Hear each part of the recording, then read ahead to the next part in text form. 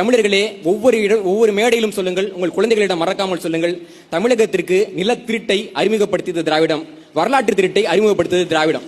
இது நம்ம ஒருபோதும் சொல்லாம மறந்துடக்கூடாது. நீங்க யோசிச்சு பாருங்க, இன்னைக்கு தமிழர்களுடைய முன்னோர்கள் நிலத்தை திருடிட்டாங்கன்னு சொல்லக்கூடியவர் என்ன பண்ணிட்டு இருக்காங்க? ஆந்திராவில் ஸ்ரீ சிட்டின்னு ஒரு நகரம் உருவாக்குறாங்க. அந்த ஸ்ரீ சிட்டிக்கு முதலீடு பண்றதுக்கு எல்லாம் யோசிக்கிறப்போ அந்த ஸ்ரீ சிட்டில இருந்துட்டு ஒரு 83 கிலோமீட்டர் தூரத்துல பரந்தூர்ல தமிழ்நாட்டுல இவங்க ஒரு விமான நிலையம் கட்டணும்னு சொல்றாங்க. மத்திய அரசாங்கம் சொல்லுது அந்த நிலத்தை தேர்ந்தெடுத்து தமிழக அரசு மத்திய அரசு தேர்ந்தெடுக்கலன்றாங்க. ஆந்திராவில் இவங்க சொந்தக்காரங்க ஒரு நிறுவனத்தை உருவாக்குறாங்க. அதுக்கு வரணும்னா விமானம் வேணும். அந்த விமான நிலையத்தை ஆந்திராவில் கட்ட முடியாது. அப்ப இருக்கிற தமிழ்நாடு 3வது ஆந்திரா கட்டுறாங்க.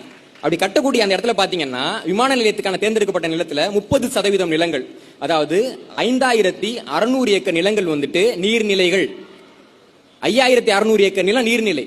அது போக பாத்தீங்கன்னா கொற்றலை ஆற்றினுடைய ஒரு துவாரமா இருக்கு. ஒருவேளை சென்னையில நிறைய மழை பெய்யுதுன்னா அந்த நீர் வெளியிடக்கூடிய பகுதியா இருக்கக்கூடியது பரந்தூர் தான். இப்ப சென்னையில வெள்ளம் வந்தப்ப கூட நீங்க பரந்தூர்ல தண்ணீர் பார்க்கலாம்.